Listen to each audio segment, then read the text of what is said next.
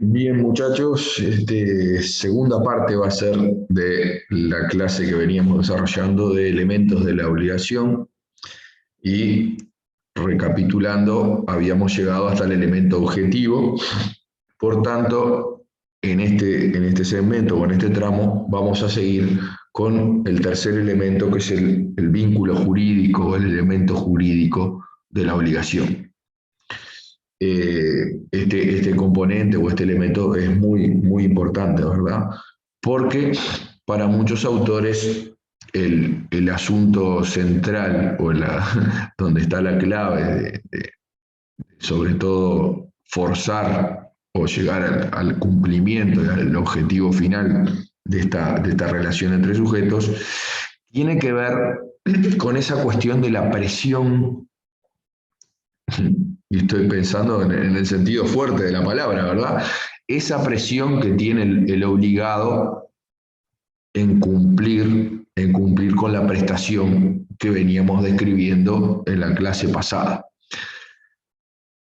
Para ser concreto, ¿verdad? Es esa atadura, esa atadura jurídica, esa presión, ese constreñimiento, ese aprete que siente de tener que cumplir. Que ustedes pueden decir, bueno, hay un tema psicológico, y sí, yo creo que nuestros padres nos transmiten eso, cumpla con las obligaciones, hay que pagarle al Estado, hay que pagar. Evidentemente que trato, esto es muy rudimentario, ¿verdad? Pero trato de transmitirle esa idea del cumplimiento de la palabra dada, de las responsabilidades, etcétera, ¿verdad? A eso refiere el vínculo jurídico, el elemento jurídico. Siguiendo un poco al profesor Cafera, que se ha ocupado más recientemente de estos temas, el profesor Gerardo Cafera lo que dice es que en el asunto histórico no siempre fue como ahora. A nosotros nos parece lógico, bueno, no sé, capaz que a ustedes no les parece lógico, bueno, los que estamos en el derecho, debí decir, nos parece lógico que lo que responda a la falta de cumplimiento voluntario del deudor sean los bienes, y que esta presión más que nada queda en el plano, o esta atadura queda en el plano psicológico y no físico. ¿Por qué digo esto? Bueno, porque en los romanos, en la época de los romanos, sobre todo la primitiva, ¿verdad? La primera época jurídica de los romanos, la atadura no era una cuestión psicológica, sino que era una atadura física.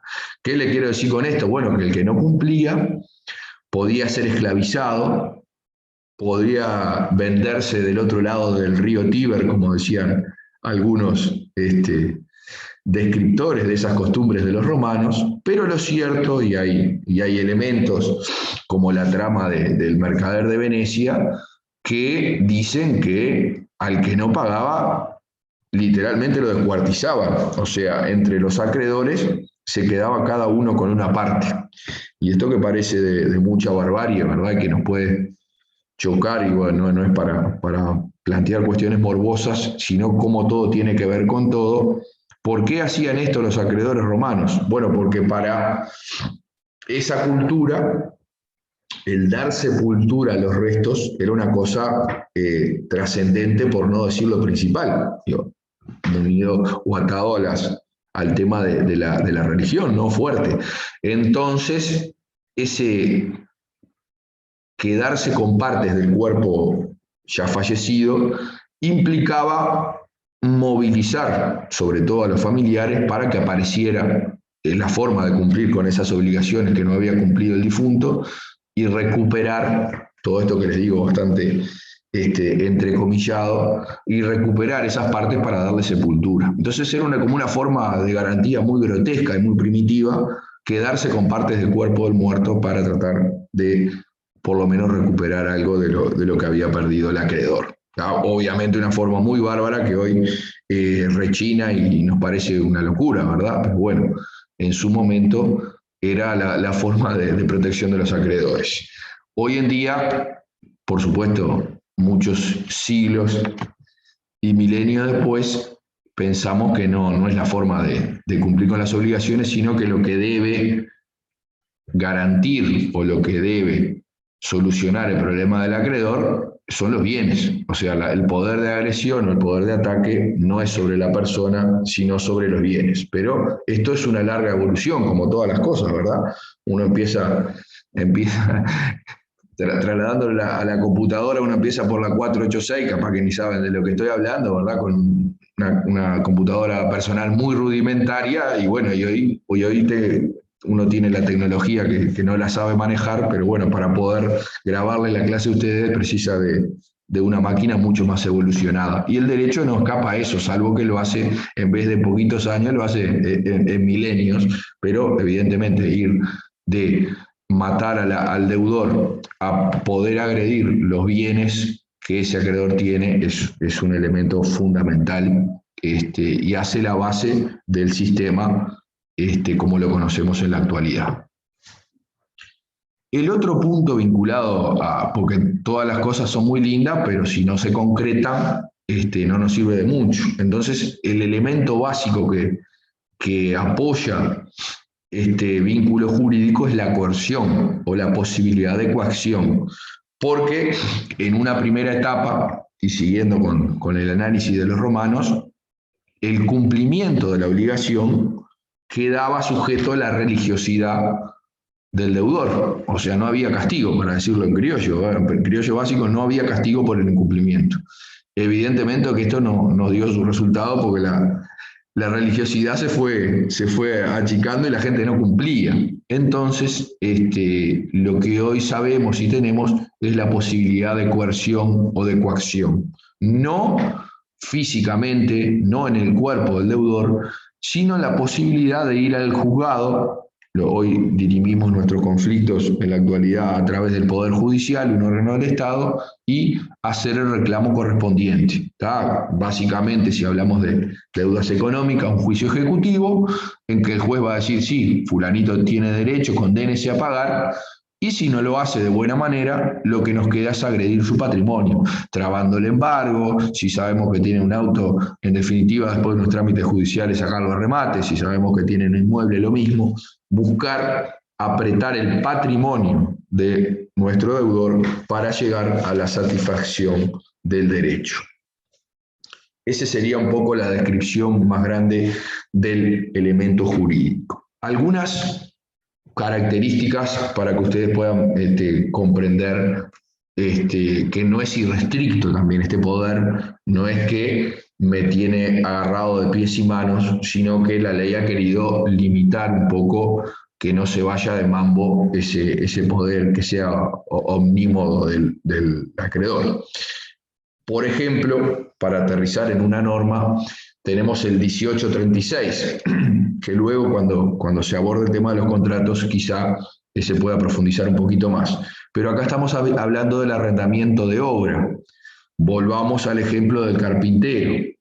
Yo soy un carpintero, ando medio mal de laburo y podría celebrar contrato con alguien. Bueno, lo que va a decir la ley en este caso, en el 1836 o 1836 del Código Civil, es que nadie puede obligarse de por vida. Hay un límite temporal, ¿verdad?, para preservar la libertad y que esto no se convierta en esclavitud. Les voy a pasar a dar lectura de lo que dice este 1836 del Código Civil. Dice, nadie puede obligar sus servicios personales sino temporalmente o por una obra determinada. Entonces, bueno, el caso que yo le decía, el mueble, llegamos al acuerdo, bueno, ¿cuánto te va a llevar? Yo te lo tengo pronto en 3 semanas. Bueno, ese contrato está admitido, evidentemente, porque es por obra. O, bueno, te voy a prestar mi servicio por este año 2021, voy a ir a tu fábrica, en fin.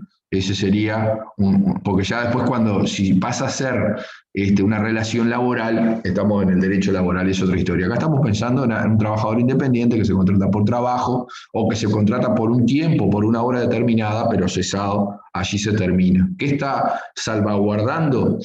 La libertad personal y que, en definitiva, yo no quede obligado de por vida a hacer algo contra mi voluntad. Un poco es evitar volver a la esclavitud. Esa norma va por ese camino. La otra característica que busca que la obligación no se vaya de mambo es el tema de la igualdad de las partes. O sea, cuando dos personas se obligan, no puede quedar todos los derechos de un lado y todas las obligaciones del otro. Tiene que haber un cierto equilibrio.